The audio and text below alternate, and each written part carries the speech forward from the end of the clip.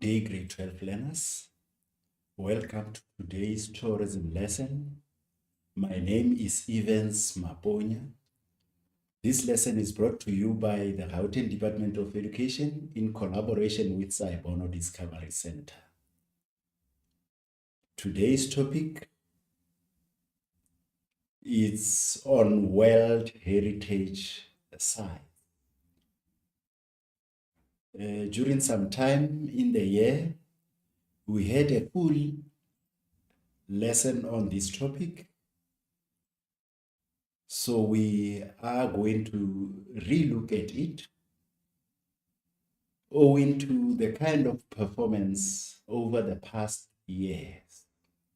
So it is essential for us to revise this topic because over the years, this topic has been identified as a poor performing topic. Here are your objectives. Here is what the lesson entails and what you should try and master by the end of our discussions. What you need to know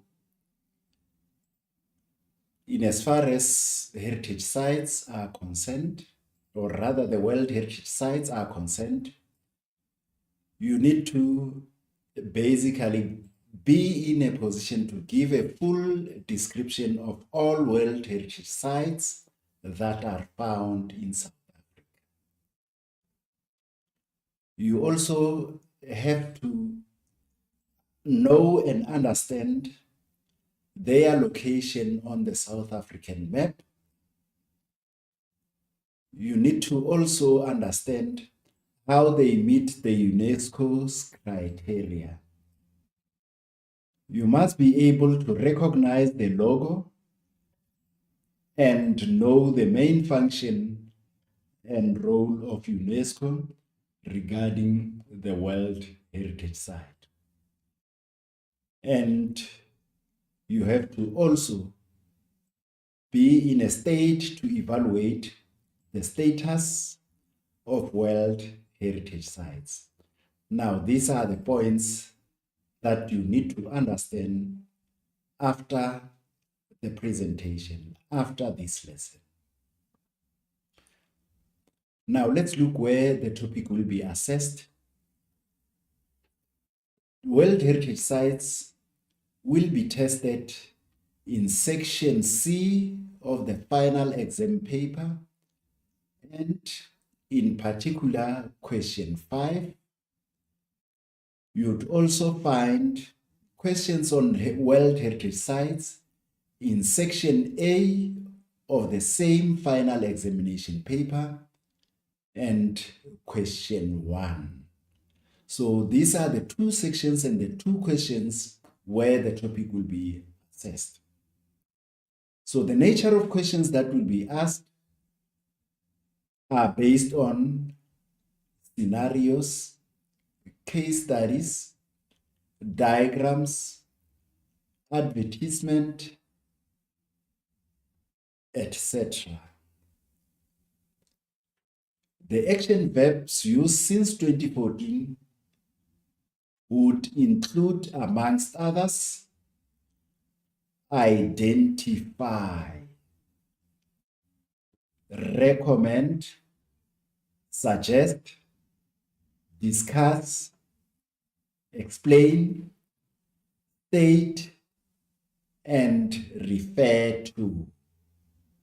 These are the keywords that will be guiding you as to how to respond to the questions asked. The very same action verbs must be in a position to relate to you that how the question must be answered and to what extent. To what extent. We'll pick one and look into it. Recommend.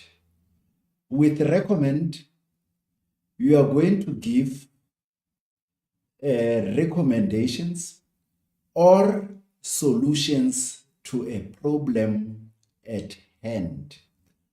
So with action verbs such as discuss, you are going to look into characteristics.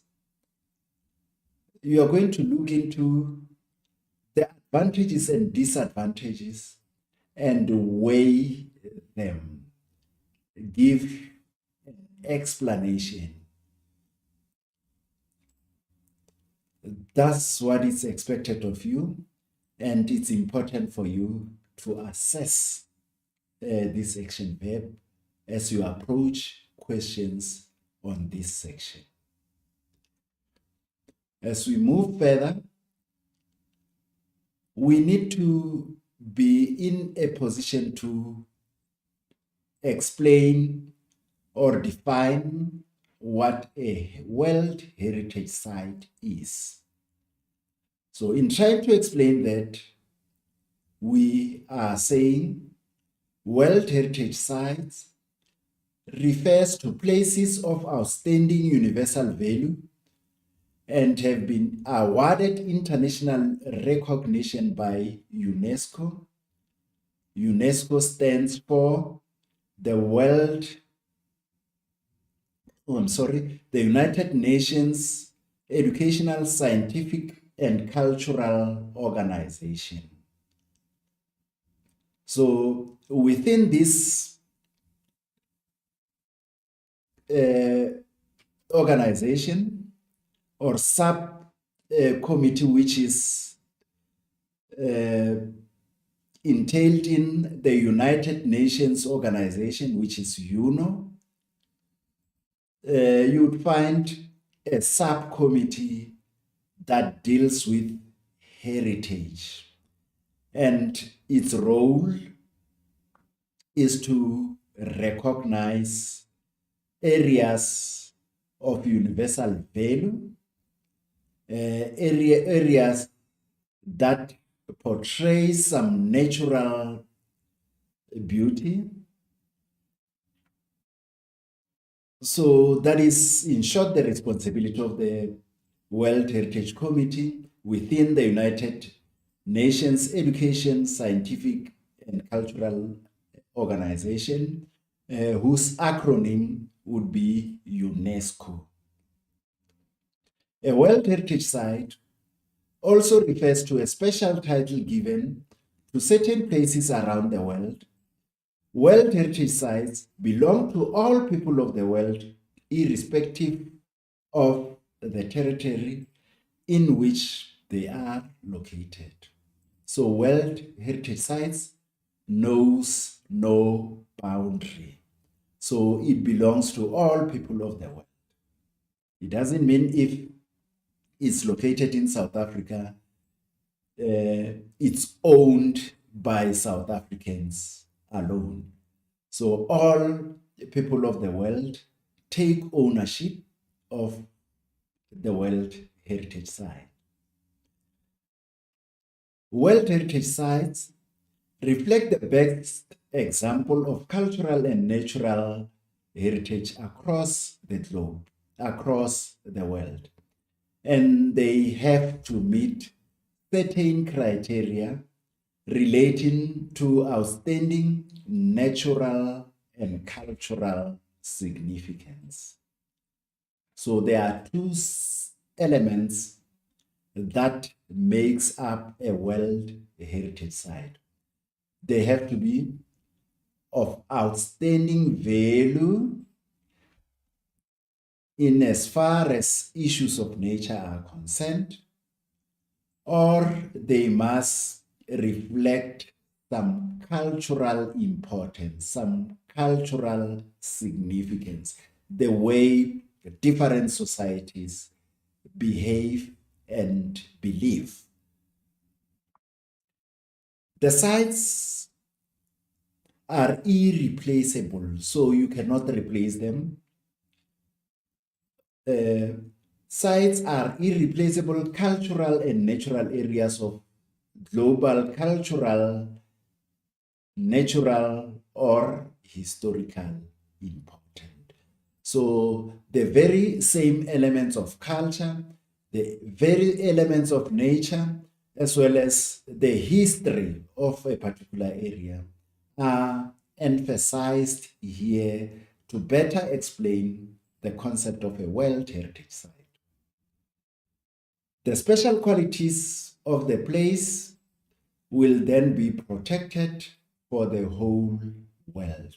So upon identification of this World Heritage Site, upon identifying these areas, then such areas will be protected for the whole world to see. So another word for protected is preserved. It will be, places will be conserved for the whole world to see. From our work schedule also, we are required to know the logos, important logos underlying this topic. So the first one is the UNESCO logo. So this is the symbol that represents the United Nations Educational, Scientific, and Cultural Organization. And the next symbol indicates that a particular place is a World Heritage Site. So you should know the difference between this symbol. This one is for the World Heritage Site, and this one is the name or is the logo for the organization that claim or declare this World Heritage Site. The role of UNESCO. The role of the UNESCO is, bullet number 1, to encourage the identification, protection, preservation of cultural and natural heritage around the world, which are considered to be of outstanding value to humanity, to the human race. So basically, the role of UNESCO is that of protecting, conserving, or preserving the areas that provides cultural and natural heritage. Heritage refers to things that we acquire from the past generation, and we conserve them for future generations to see. So what we are provided from the past, and we tend to keep them, protect them, so that they are passed on to the upcoming generations. Creating dialogue between civilization is also one of the roles of UNESCO. Also promotes dialogue about culture and people based on respect for commonly shared values.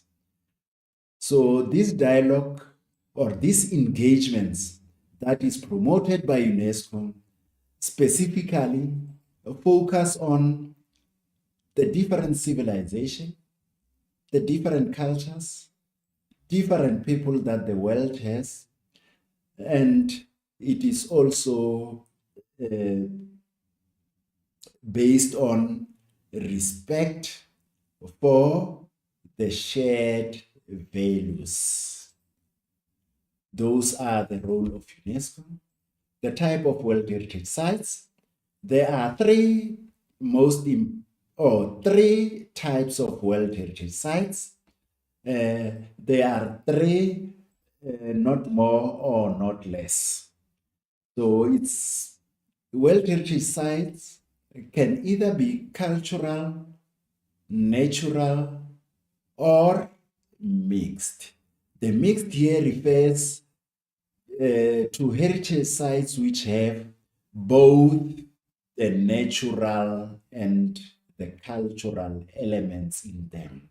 So they are referred to as mixed World Heritage Sites. The 10 World Heritage Sites of South Africa that we need to study, that we need to understand before we sit for the final examination are as indicated on this slide. And these are not the only World Heritage Sites in South Africa. This year in July, we were also given, or 2 heritage sites in South Africa were proclaimed. So in total, we have 12 World Heritage Sites. But for your focus, for your exam preparation, and as per work schedule, we need to understand these 10 World Heritage Sites which are prescribed for us to study. The first one is Isimangaliso Wetland Park, followed by Robben Island. The third one is Fossil Hominid Site of South Africa, or the Cradle of Humankind. The Fossil Hominid Site of South Africa is also referred or formally referred to as the Cradle of Humankind. The next one would be Maloti Drakensberg Park, followed by Mapungubwe Cultural Landscape, the Cape Floral Region Protected Areas, the 7th one, the Vredefort Dome, the 8th being the Rechtersveld Cultural and Botanical Landscape, followed by Komani Cultural Landscape, and lastly, Barberton Makonjwa Mountains. These are the 10 World Heritage Sites that you are required to study and understand under the headings that I'm just about to show you. Over and above, we have given some of the items that we need to look into when we study this World Heritage Site, when we looked at the objective of these lessons. The World Heritage, this is the distribution of the World Heritage Sites in the map of South Africa, or on the map of South Africa. As you can see where Mapungubwe is, the province is Limpopo. You can see Barberton Makonjwa in Mpumalanga, just above Swaziland on the map. You can see the location of Vredefort Dome in the border of two provinces, which is the Free State and the Northwest Province. So as you can see its location on the map. You have Isimangaliso Wetland Park in KwaZulu-Natal, as well as Maloti Drakensberg. So we can safely say there are 2 World Heritage Sites for our study in KwaZulu-Natal. The Cape Floral region will extend from the Western Cape and into the Eastern Cape. So it is a belt alongside the edge of these coastal provinces in the Eastern Cape and the Western Cape. So here is the position of the Rechtersveld Rechtersveld Cultural and Botanical Landscape, and lastly you have your Komani just on the border coast of Namibia, and so is the Rechtersveld. So these are the distribution of your World Heritage Site, of course, with the Fossil Hominid Site of South Africa, which includes the Sterkfontein Swartkrant Komdrai environments. So in short, this is how they are distributed on the map. So it is of paramount importance for you to know the location of these World Heritage sites on the map, because you may come across questions asking you which, for instance, World Heritage Site is located at A, which heritage site is located at B, which heritage site is located at D, and which heritage site is located at E, and so forth. So these are typical questions that are asked in the examination question paper. So it is quite essential for you to familiarize yourself with the location of this World Heritage site on the map. Also key to that, it is important for you to know how these World Heritage sites are spelled, the spelling, and the full name of this World Heritage Site. So is the Cape Floral Region Protected Areas, not the Cape Floral Protected Area Region. So you'll be referring to something else. So you must know and understand the name of this World Heritage Site as they are spelled out in the work schedule, as they are spelled out in their declaration by the UNESCO. So it is important to know how they are spelled wholeheartedly. Let's get into the discussion. First, we'll start with the Isimangaliso Wetland Park, and it was declared a World Heritage Site in the year 1990. So this is the year of inscription. It is important for you to know that. And the features that we are going to focus on is the picture of the World Heritage Site. This is how it is portrayed on a picture. Please know the pictures. And Isimangaliso Wetland Park, it's a natural World Heritage Site. It's concerned with aspects of nature. It is not man-made. It is provided to us naturally by nature. So it represents creation, issues of creation. It's natural. Now, how do we describe it?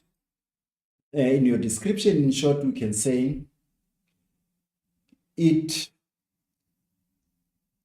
has 5 separate ecosystems, or 5 separate ecosystems exist in this World Heritage Site. Land animals, bird species, marine life are found in the park. So it provides us with a combination of wildlife.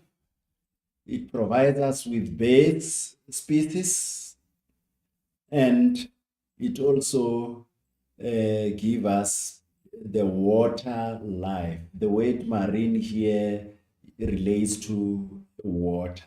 So animals that live in water. So it's a combination of these natural resources, these natural animals are found in this kind of location, which is the Isimangaliso World Heritage Site. The criteria for the proclamation of this Isimangaliso World Heritage Site is criteria number 7, criteria number 9, as well as criteria number 10. And these criteria are based on natural beauty, the unique relationship between different ecosystems. So the ecosystems that we have alluded to here are the land animals, the birds, and the marine life.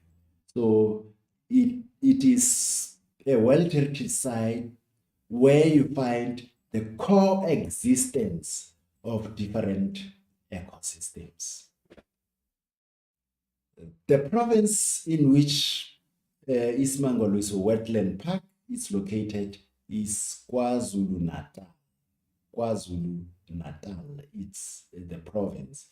So as you look into this, please make it a point that you know whether it is natural or cultural or mixed. But in the place of this one, it is a natural. A brief description, as well as the location, which here it's KwaZulu-Natal. It's either the province or the city. But in this regard, a province was indicated.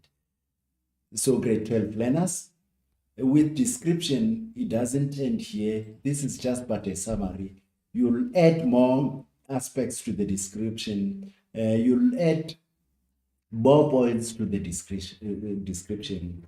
We have studied this. It's a repeat of one of our lessons. So in the interest of time, we have just picked a few aspects of description. There are a lot more that you should examine as you prepare yourself for the examination.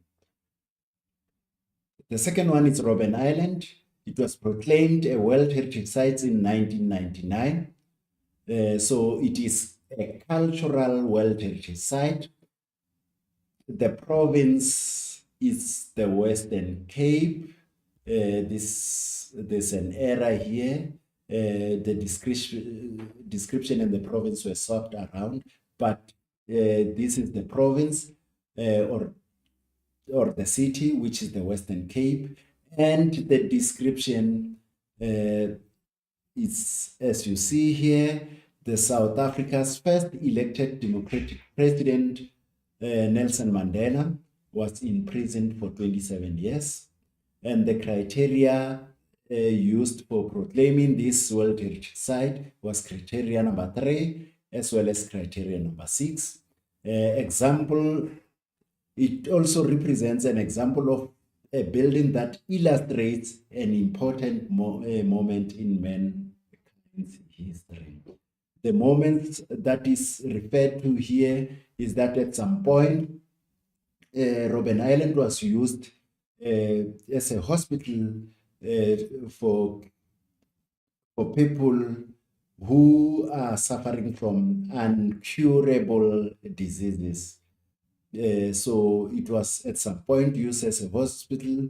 It was also used as a prison where it says Nelson Mandela and his associates were imprisoned at Robben Island. And that is the important moment of history of mankind. So this is one perspective. This is at the entrance gate of Robben Island. The picture here shows how Robben Island looks like, and this is just but a gate. But there are also other pictures showing just a green land inside the Indian Ocean, inside the ocean, and it shows Robben also. The fossil hominid site of South Africa, better known as the Cradle of Humankind, it was inscribed in 1999. It is also cultural, and in describing it, it includes the Sterkfontein, Swartkrans, Komdraai, and surroundings, where fossils of human-like bones were found. The most popular one being Misplaced, being one of our most famous ancestors. and the criteria for its proclamation is criteria number 7 as well as criteria number 6. It shows evidence that humankind ancestors lived and perhaps developed here a few million years ago. The next one is the Maloti Drakensberg Park. It was proclaimed in the year 2000.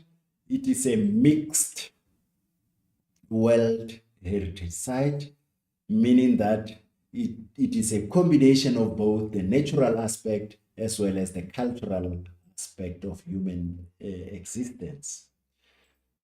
The province is KwaZulu-Natal as well. It is home for South Africa's highest mountain peaks and has the biggest rock collection. So, as the name suggests, the Drakensberg Mountain, which has some biggest peak, some highest top in South Africa. So, the criteria used for its proclamation or its declaration is criteria number 1, criteria number 3, criteria number 7, and criteria number 10. It represents a masterpiece of creative human intellect.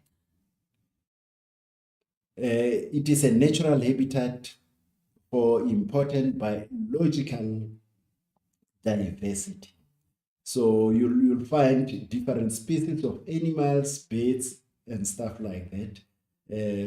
So most of the animals find their shelter in the Drakensberg mountain, and the name of the World Heritage Site is the Maloti Drakensberg.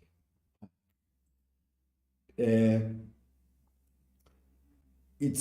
are some also creative human activities that you can see at the Drakensberg mountain, the drawings which shows the animals, the hunter and gatherer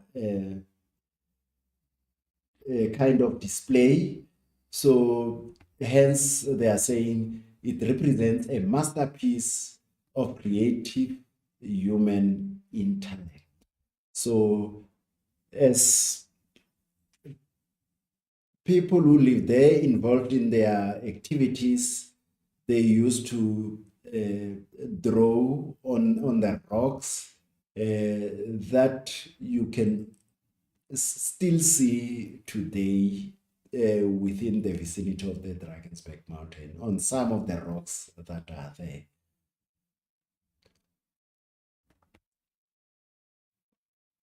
The next World Heritage Site is Mapungubwe Cultural Landscape. It was proclaimed in 2003. It was declared a World Heritage Site in 2003 by the Heritage Committee in UNESCO, in the world organization known as UNESCO. So it is basically cultural, and it is found in Limpopo, and we are saying it lies in Limpopo for the description. A small pure gold rhinoceros and several artifacts made from pure gold have been found here. So are the symbols that you'd associate with this. The people traded gold with ivory with China. So it was some kind of a market where bartering was taking place, where people traded gold in exchange of different resources with China. The criteria that was used was criteria number 2, criteria number 3, criteria number 6, as well as 5. It is also a unique example of a lifestyle that has disappeared. We don't see these kind of things these days. and it's also a good example of a settlement when it has become weak. The Cape Floral Region Protected Areas was declared a World Heritage Site in 2004, and it is basically natural. In describing it, one would say the Cape Floral Region consists of 8 areas that stretch from the west coast of South Africa to the Eastern Cape. It represents more than 3% of the world floral species. Important biodiversity and the criteria behind its inscription is criteria number 9 and criteria number 10. It is a natural habitat for the protection of biodiversity. So the province or the city, as you can see from the description, that it stretches from the west coast to the Eastern Cape. So there are 2 provinces involved here, and also the Eastern Cape is can claim ownership. So the province where it's located, it's the Western Cape and the Eastern Cape. The Vredefort Dome was declared a World Heritage Site in 2005, and it is natural. And here is the picture or the symbol. It is found in the Northwest Province and the Free State Province. So they claim, both the 2 provinces claim ownership of this World Heritage Site. The Vredefort Dome represents the world's biggest meteor crater, created 2 billion years ago when a meteorite smashed into the earth. So it's a kind of a star. It is a natural heritage site. The criteria behind its declaration is criteria number 8. It is an important stage in the world's history, represents major stages of evolution of the Earth and its geological developments. That's in short how you can describe this World Heritage Site. These are not the only facts, as I've alluded to before. You have to add to the ones that appear on this slide. The 8th one is the Richtersveld Cultural and Botanical Landscape, which was inscribed in 2007, and it is cultural. In describing it, one would say it is home to the Nama people. Nama people, we are referring to the San and the Khoi communities, and those people staying in Namibia.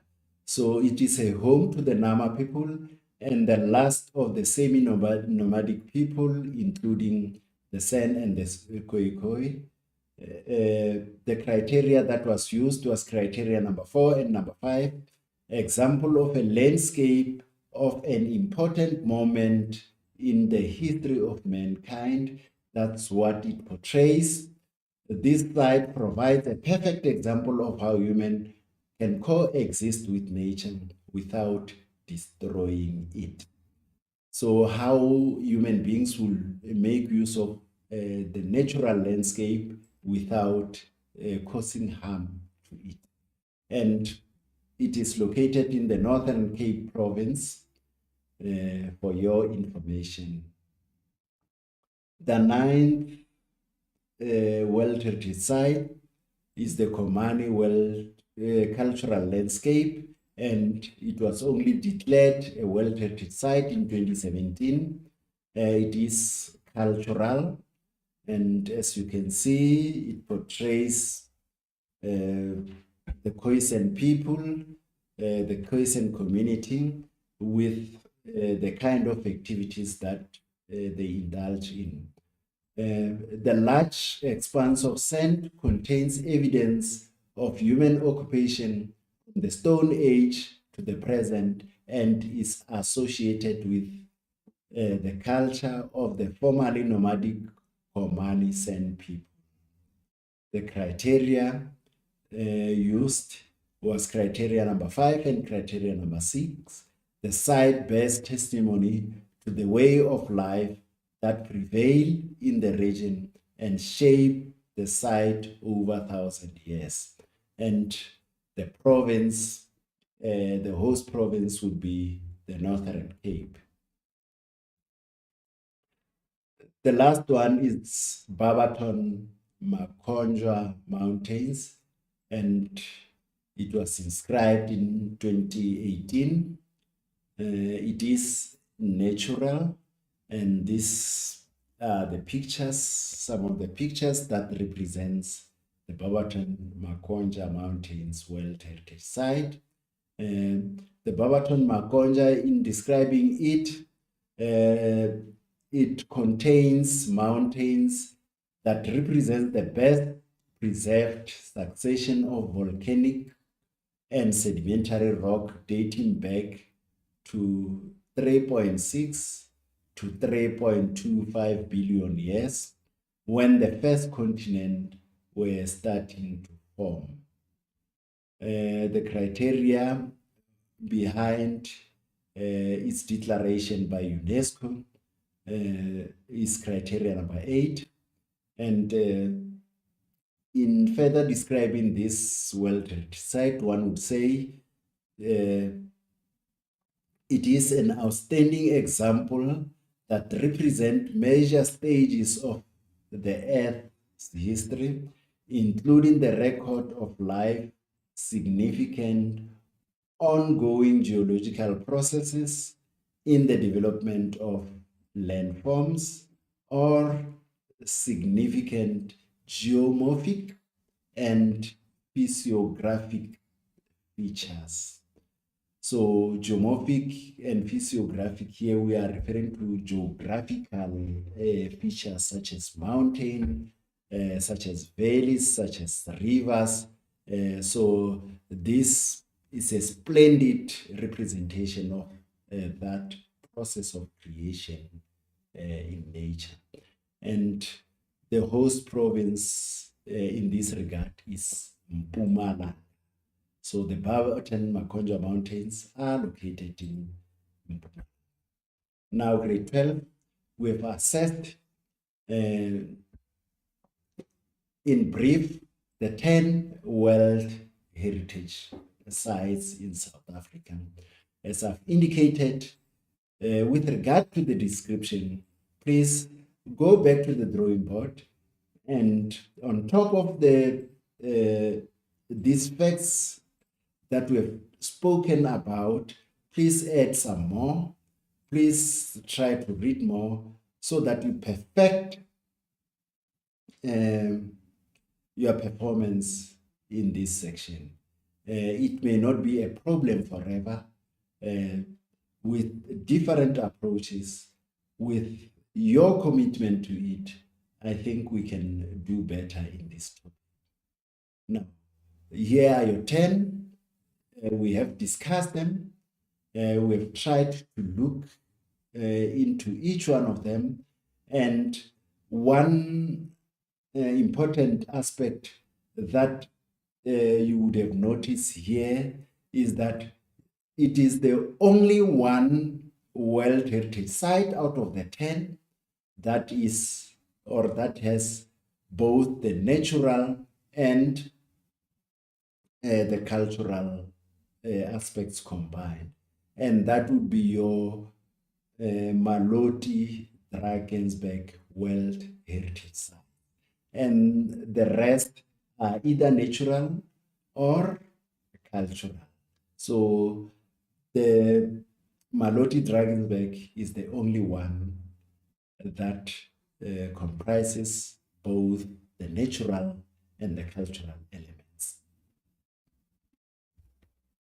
The value of World Heritage Sites to South Africa's tourism industry. This is the value. The sites receive national and international recognition, which will result in an increase in visitor numbers. So they get attention from all over the world, and that in itself makes people to want to visit this World Heritage Site. An increase in tourist numbers will lead to the creation of job opportunities due to increased demands in services.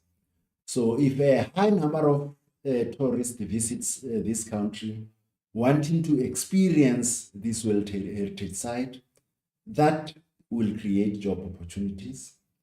Not only job opportunities, business that sells products, tourism products, will make a lot of profit.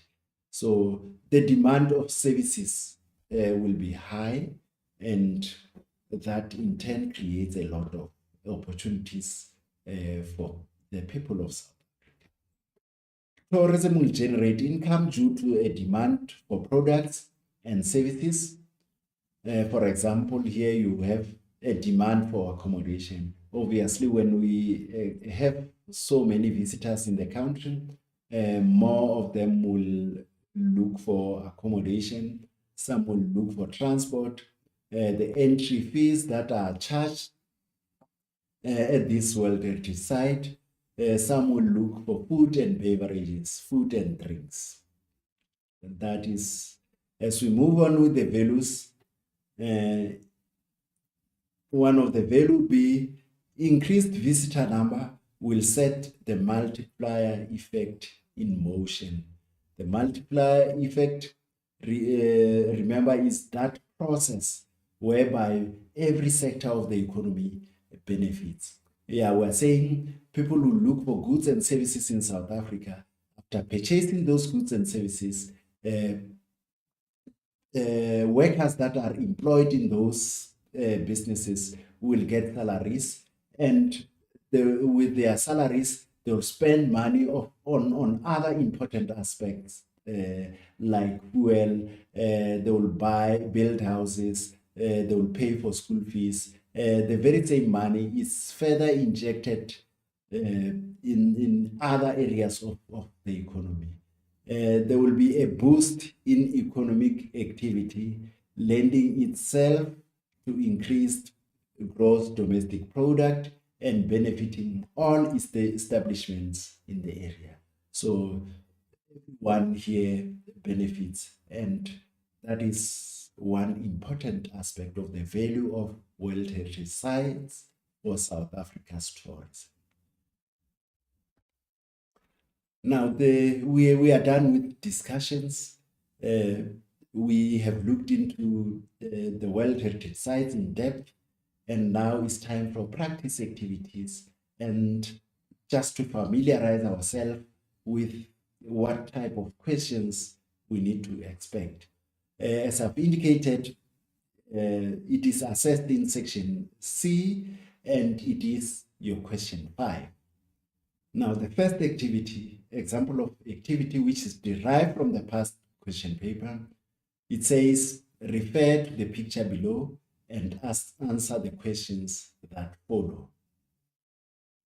Another winner for South Africa, the Barberton Makonjwa Mountains, the 10th World Heritage Site. We have mountains older than the continents and the Genesis route.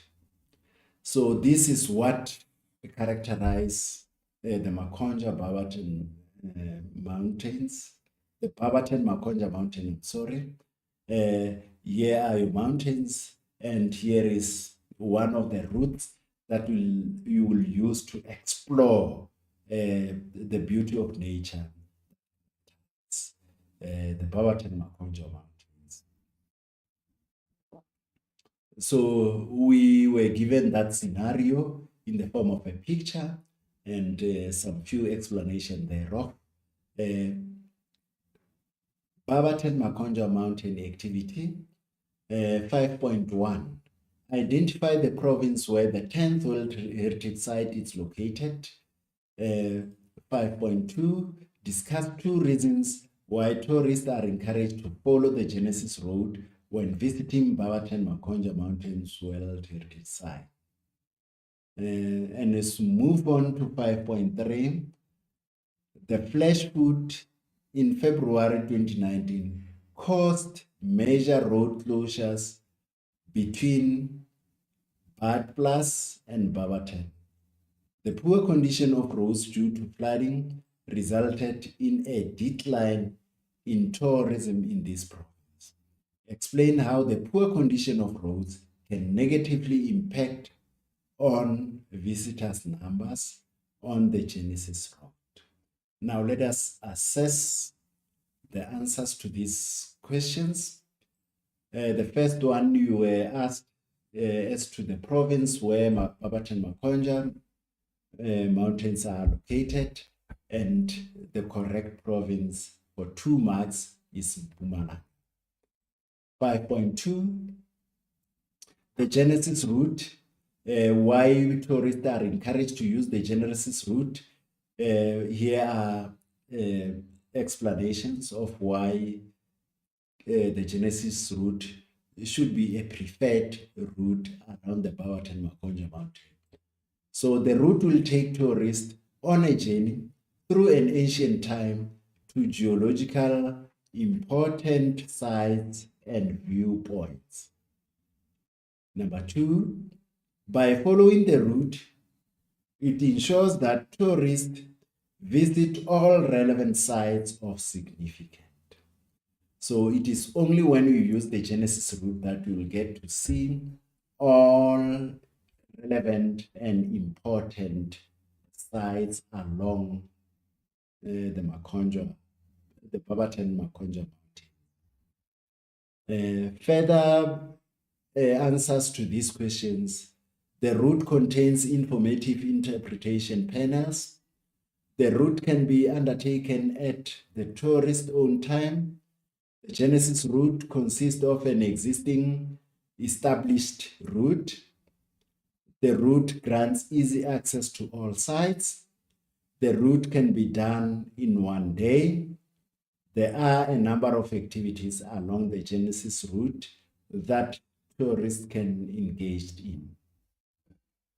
5.3,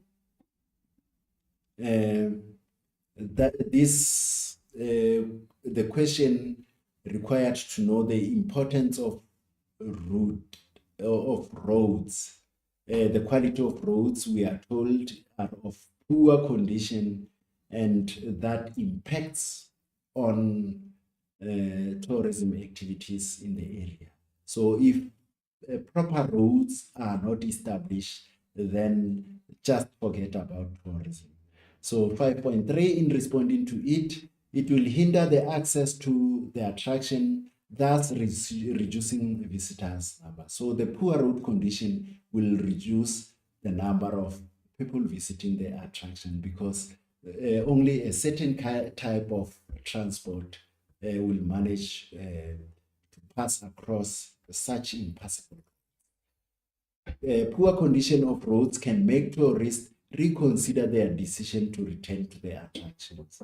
So there is no, it limits the repeat visit. You will not get people who would want to come again because of their bad experience through the poor road condition. It can force tourists to visit another attraction. So if the roads are not movable, then people will have option B. They will have to go elsewhere.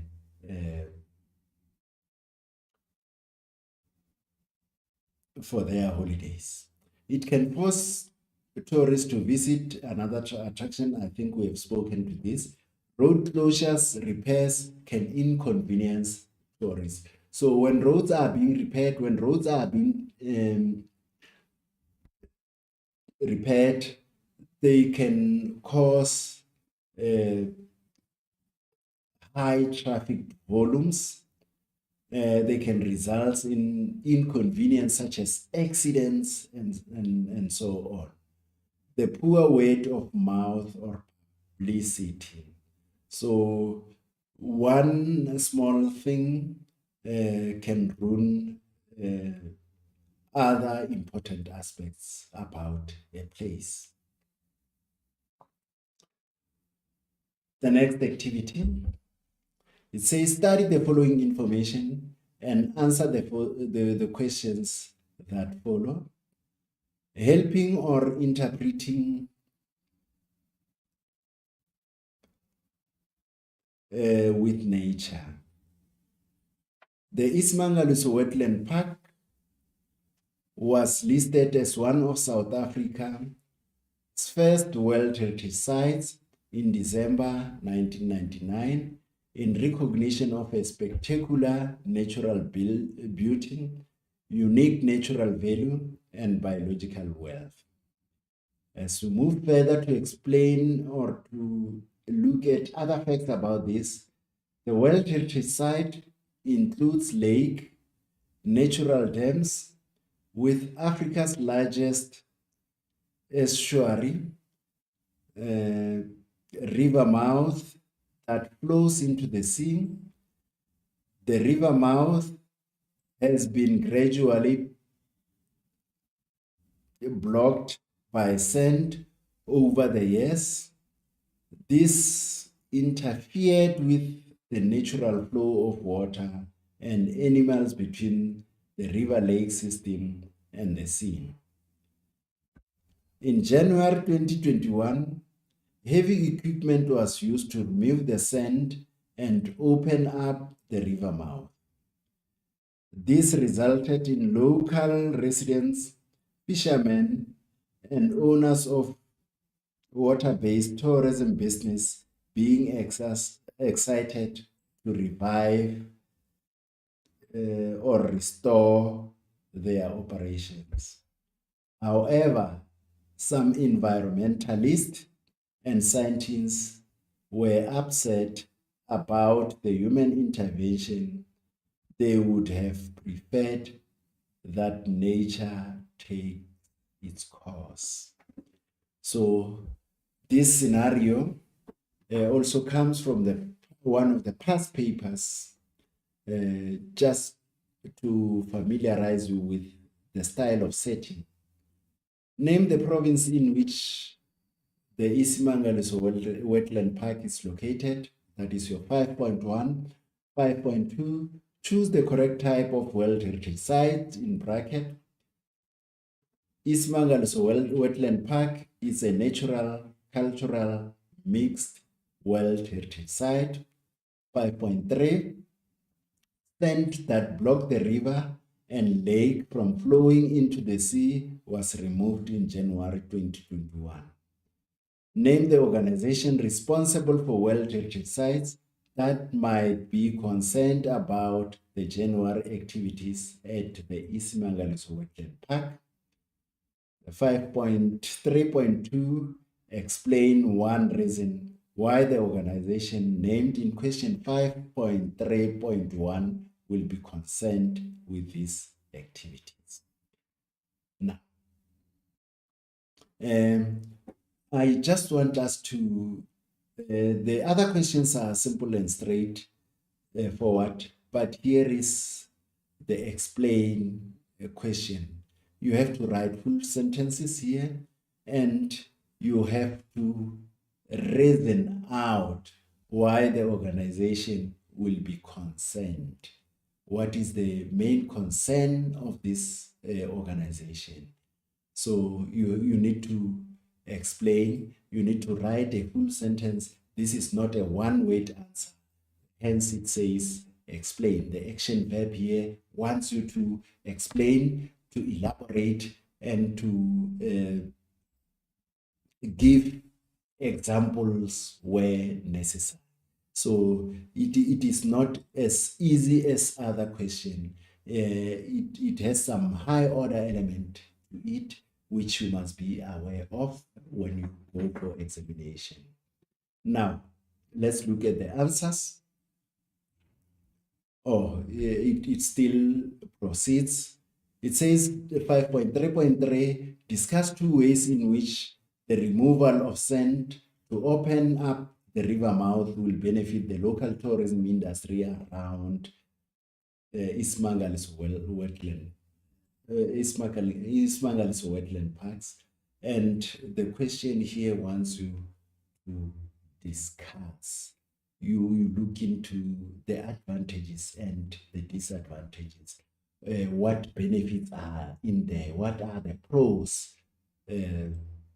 What are the favorable kind of conditions that this removal of sand will bring about? You can see that now, after having discussed this question, you know exactly how to answer it. Name the other World Heritage Site located in the same province as the Ismangaliso Wetland Park. Here are your answers. The Ismangaliso Wetland Park is located in KwaZulu-Natal, and they will also give you credit if you write KZN. So it's either or.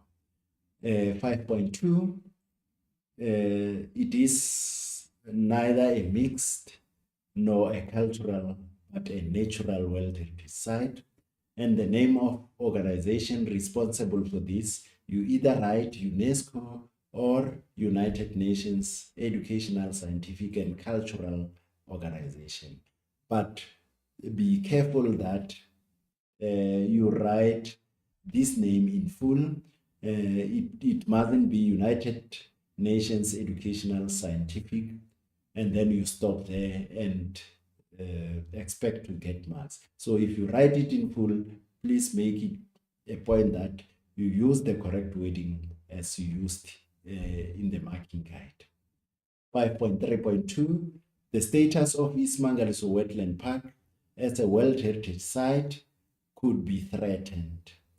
It was declared a natural site and human interference, for example, the use of heavy-duty equipment compromises its natural status. So hence, scientists were complaining to say they should have allowed nature to take its course. More special interest tourists like anglers will come to fish. These are the opportunities.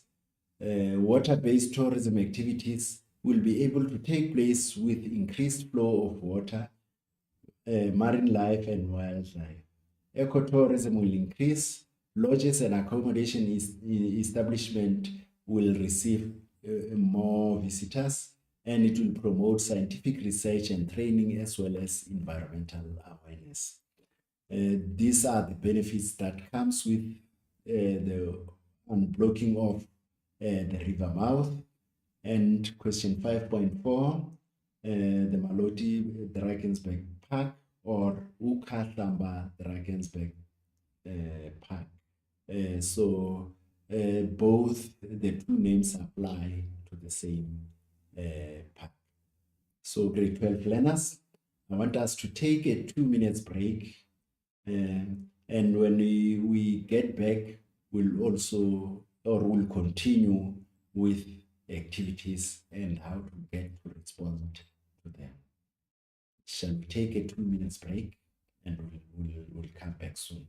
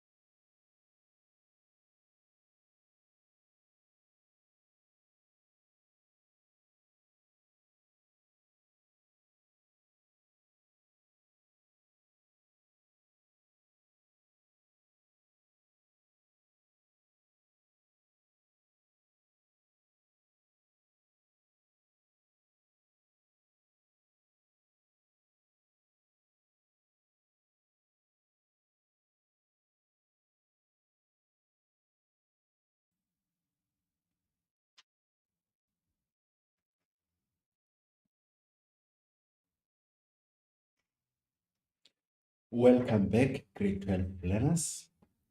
We will continue with our activities, which I said were derived from past papers.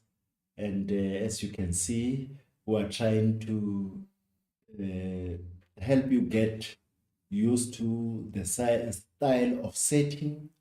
And all these papers are national papers that or are similar to the final exam that we'll be writing. So as we further expose you to the style of setting, activity 2, it says, study the information below and answer the questions that follow. The title, it says, Gems of the Northern Cape. So the title here indicates that the World Heritage Sites of focus here are located in the Northern Cape. So you already know that we are speaking of the Rechtersveld as well as the Komani. So A being the Komani and this one being the Rechtersveld. And these pictures were shown when we discussed this. And the position on the map, which I said it's significant when we discuss this, it's also indicated here. So by looking or by assessing the information that is given at hand, it helps you before you can even see the question, what type of questions to expect. You might be asked the names of these gems of the Northern Cape. By seeing letter A and B, you can predict that they will ask something about the name of this World Heritage Site. Right. Let's see if our guess is as good as we say. Identify the World Heritage Site A and B. As you can see, I have predicted that there will be a question that refers us to the name. The San and the Nama people are associated with, linked to World Heritage Site A and B. So what the question requires of you is to associate the Nama people. What is it or what activity do they do at A and what activities the Nama people do at B? 5.2.1, give one reason why it is important to protect the culture of the San and Nama people. 5.2.2, explain one way in which the San people showcase their culture to visitors in the area. 5.3, discuss one way in which the province benefits from the World Heritage Sites identified in question 5.1. Let's look at the answers. A is Komani Cultural Landscape. Number B is Rechtersveld Cultural and Botanical Gardens, and each one is allocated 2 marks. 5.2, 5.2.1, the culture of the San and the Nama people should be protected for future generations to experience traditions and culture of the San and Nama. Protection for future generation. So the aim of preservation, the aim of protection of this San and Nama culture is mainly for future generation to see. 5.2.2, they take tourists on hunting expedition and show them how to track the animal. The visitors are taken on a tour and are expected to their simple way of living, are exposed to their simple way of living, their tradition and culture. 5.3, greater publicity for the province. Revenue generated can be used to upgrade and maintain the infrastructure. Financial benefits for the province, the product owners, and service providers. Decrease in unemployment, poverty, and crime. Creates job and entrepreneurial opportunities which will improve their standard of living. All these are the benefits of the two World Heritage Sites to the Northern Cape Province. The next activity, it says to examine the map of South Africa's World Heritage Sites below and answer the questions that follow. So this map was there when we were discussing these World Heritage Sites, and it shows the distribution across South Africa. So the map simply shows the position of each of the World Heritage Sites or some of the heritage sites that we have in South Africa. The names of the sites given on the map above are according to UNESCO's inscription of South Africa's World Heritage Sites. Other names used in South Africa for some of the World Heritage Sites include the fossil hominid site, also referred to as the Sterkfontein Caves or the Cradle of Humankind. Maloti Drakensberg Park, also referred to as Ukhahlamba Drakensberg Park. Write down the letter of the World Heritage Site located in Limpopo. Write down the letter of a mixed World Heritage Site. So I've indicated in my explanation that there is only one mixed World Heritage Site in South Africa, and I'm sure you know the answer. The letter of the World Heritage Site located in Limpopo. There is only one heritage site in Limpopo. I'm sure you also know the answer. Name the province where the World Heritage Site label B is located. 5.4, name the World Heritage Site that includes the new 7 that is included in the new 7 wonders of nature.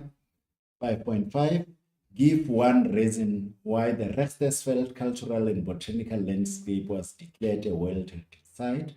And 5.6, give the names of the two World Heritage Sites that represent the following: ancient cultures, ancient human fossil.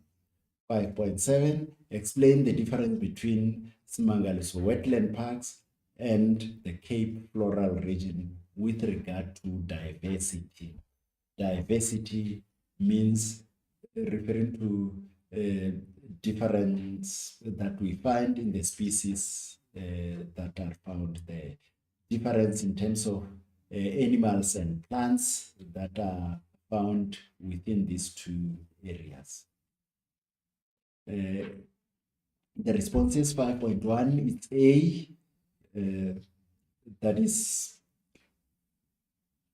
for Limpopo question. 5.2, it's C. 5.3, KwaZulu-Natal. 5.4, Cape Floral region. 5.5, it is ancestral land of nomadic drifting Nama cultural group. 5.6.1, Mapungu cultural landscape. It is that World Heritage Site where we were asked of its location, that is Limpopo. 5.6.2, the Cradle of Humankind, also known as the fossil hominid site, the Sterkfontein caves. All these answers are acceptable. 5.7, Ismangaliso has a natural flora, fauna, and marine biodiversity, while the Cape Floral region has only a floral biodiversity.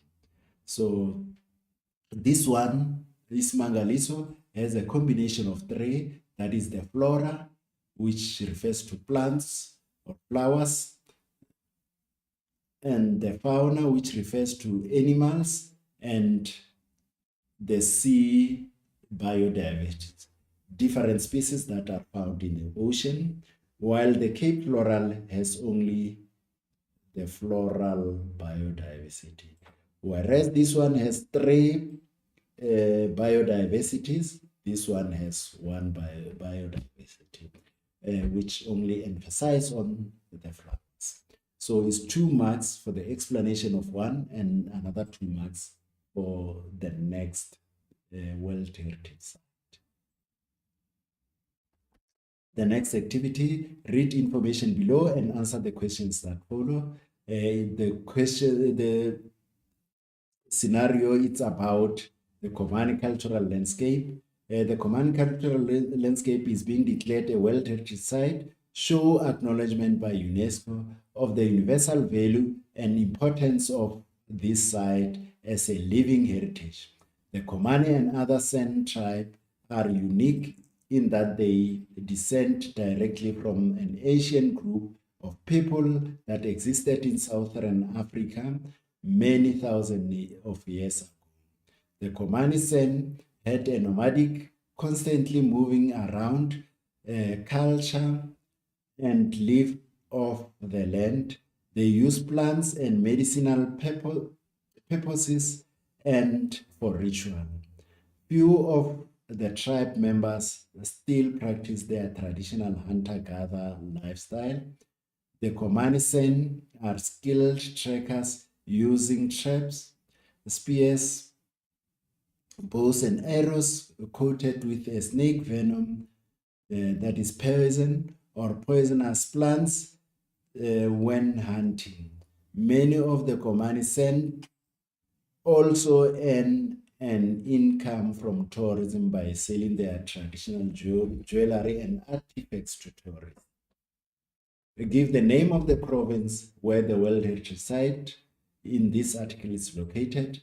5.1.2, state the type of World Heritage Site of Komani cultural landscape according to the UNESCO classification. Explain the reason why this World Heritage Site is referred to as a living heritage. And 5.3, in a paragraph, discuss the Komani cultural landscape being declared a World Heritage Site will support the rural development strategy for the Komani San.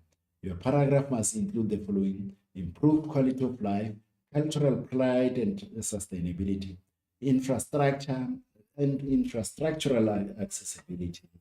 And this is the guide that you must follow for 6 months.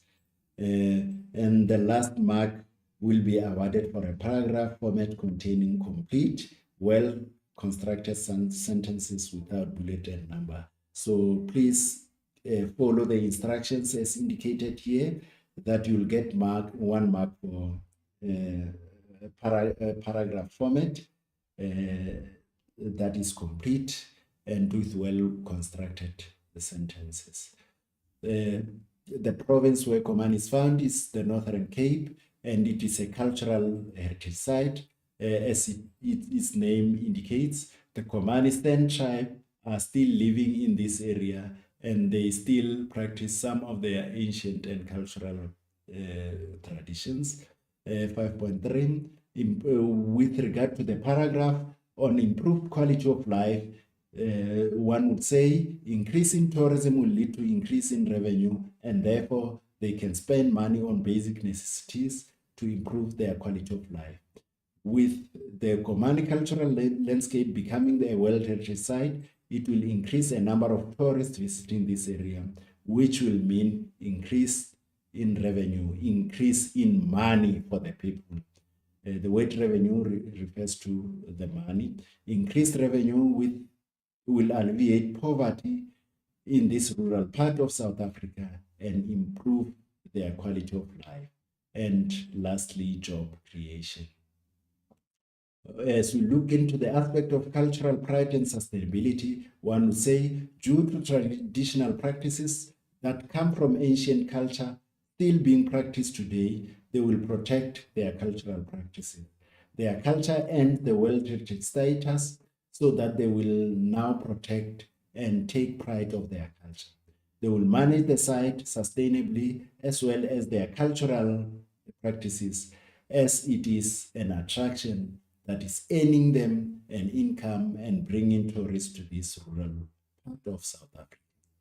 In terms of infrastructure and accessibility, the Komani people will now also enjoy and benefit from the upgrades to infrastructure due to increased visitors numbers and increased interest to visit the new World Heritage Site. So infrastructure here referring to communication lines, referring to roads, referring to schools, hospitals, referring to things like hotels and other forms of accommodation.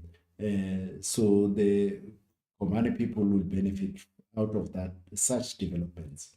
Increase in visitors numbers to the World Heritage Site will set in motion the demand for tourism infrastructure and support services, which will set the multiplier effect in motion. I think we have spoken about the multiplier effect in the past or on numerous occasions. Paragraph format, complete well-constructed sentence written as complete paragraph without dates or numbers, and then you get a mark for that. Activity number 5, study the information board and answer the questions that follow. The information board, it's about Mapungubwe as a cultural landscape. Mapungubwe National Park and World Heritage Site is a cultural landscape that represents combined works of nature and man. These works are illustrative of evolution of human society and settlement over time. Glossary here, illustrative, meaning to show or indicate. State the type of World Heritage Site shown on the information board. Name the province where the site in question 5.1 is located. Give one reason why UNESCO logos appear on the information board. On the information board above, UNESCO states these works are illustrative of evolution of human society and settlement over time. Suggest 2 characteristics of the site which illustrate the evolution of human society. 5.5, explain ways in which this site has global significance for future generations. 5.1, it is a cultural World Heritage Site or cultural. The province is Limpopo. 5.3, UNESCO was responsible for declaring the site.